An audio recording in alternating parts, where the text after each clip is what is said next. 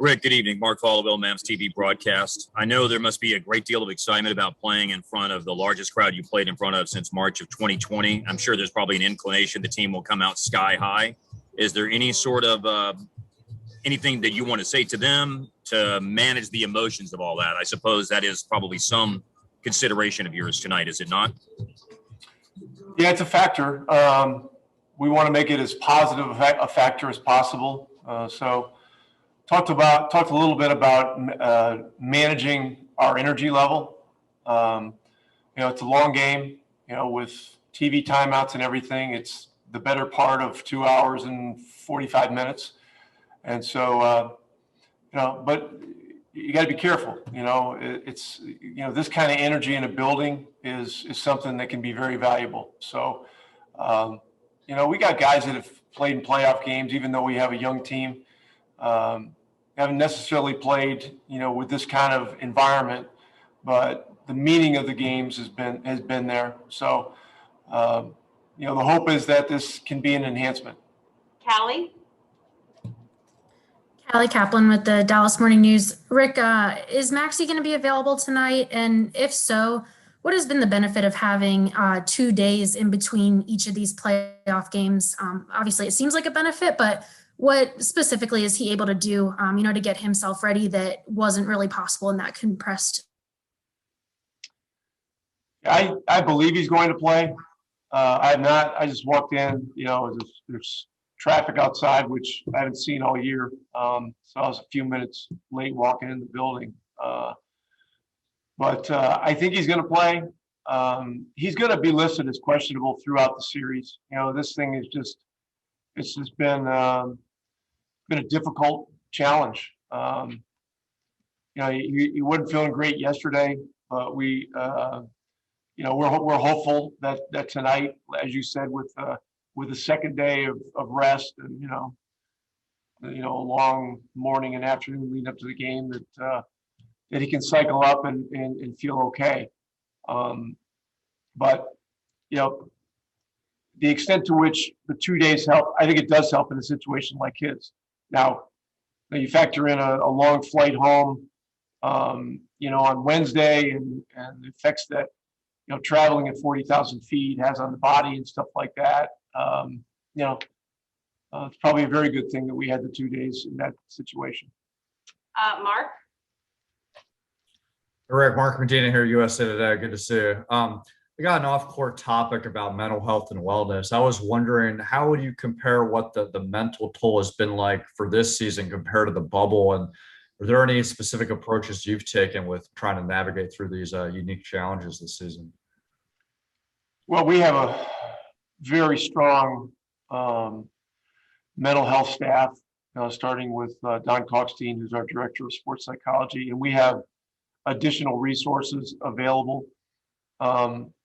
And we make sure that our guys know that they're available on a confidential basis, et cetera, et cetera. I believe most teams in the league have these kinds of resources. This season has been different than the Orlando restart.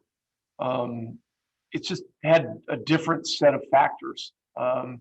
In some ways, it's been more difficult. In other ways, it's probably been a lot better than the bubble. You're able to be at home for stretches with the 2-game series that have happened throughout the season. You probably get a little more extended time at home. Conversely, you probably get a little more extended time on the road. The road trips have been a little longer than normal. But it's 72 games instead of 82. So that's probably a positive. So bottom line, I believe that both situations have been very challenging, to manage on so many levels, starting with family and those kinds of things. On the other side of it, it's been an amazing job by the league to find a way, to get through the restart last summer, and to get through this 72 games to a completion of the regular season and now into the playoffs. Kevin? Kevin Gray, 105 through the Fan, Dallas, Texas. Rick, this team is 12-2 when Luka Doncic hits at least 5 3-pointers in a game. Aside from the actual shot making, what have you liked about the decision making on the type of threes that he's taking this season? Yeah, he's been more selective. He's spent a lot more time on it.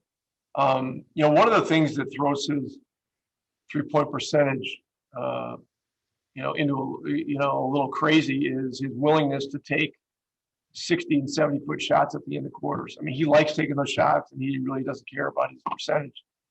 And so, I never overreact to his percentage really one way or the other. But he spent a lot more time this year, on his shooting, on his mid-range shooting, on his 3-point shooting, simulating game type situations in practice, in workout sessions, and the results have shown. I'm hoping he hits another 5 at least. Cameron? Hey, good evening, Coach. Thanks for making time for us. Cameron Buford, Los Angeles News Observer. Coach, so I would like to ask you, the league has always been forefront in social justice issues, and you personally have always made it a point to point out issues within America that can improve the country. But the league this year has announced the creation of the Kareem Abdul-Jabbar Social Justice Champion Award. If the league has not asked you for your nomination or your submittal for your team, who would that be, and why? Why would you choose that person? Oh gosh, what a question. On our team, I would probably say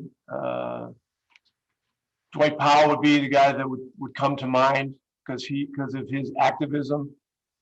He's been very socially active. He's a guy who's pretty high up in the leadership of the Players Association. He's very aware of situations. He worked with myself, Jamal Mosley, Stephen Silas last year with Coaches for Racial Justice, and was involved with meetings with the mayor, with the city manager, and the police chief here in Dallas that helped us upgrade some policing protocols. And he's a guy that's always there, not only willing but very